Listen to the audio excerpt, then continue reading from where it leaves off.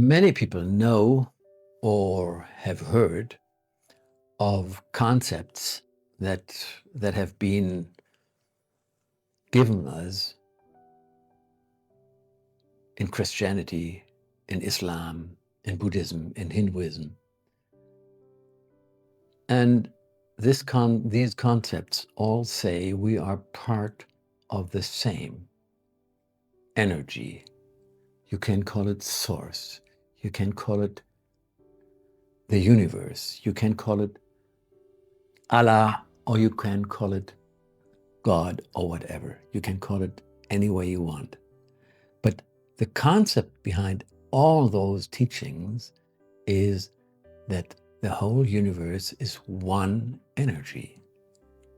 And this is strongly supported by modern quantum physics. All the physicists of nowadays say the whole universe is one single energy.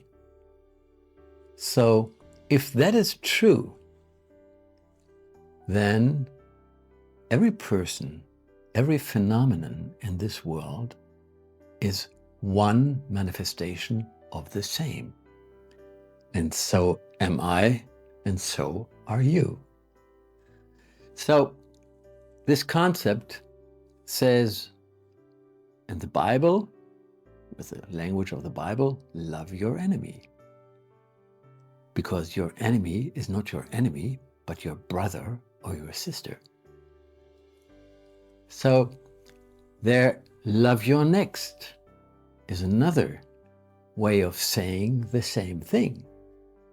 The next is you or me. So if we come from this grand scheme, if you wish, and break it down to everyday actions, then we can learn to think of somebody we hate or we have a real issue with. And we take 3 minutes a day and think something positive about this person.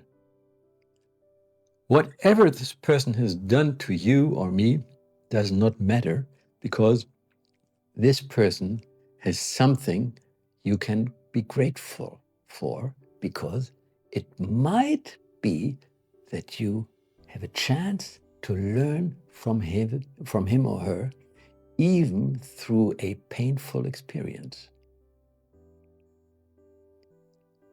And this is what you might think about and ponder a little bit. If you wish something to happen in the future, there are two options that there are. The one is you hit your goal. Yeah, eureka, yeah, I got it. Or you miss your goal. And then you can say, I'm learning. Isn't that a nice perspective? That's much better than feeling as a victim of the other person and feeling like bad fortune has hit me again. I prefer, when I'm out of the reactive mode, to choose what's in it for me. What experience am I just making? And if I accept this as reality, what's behind the next corner of the street waiting for me? Because I'm not wise enough to know that.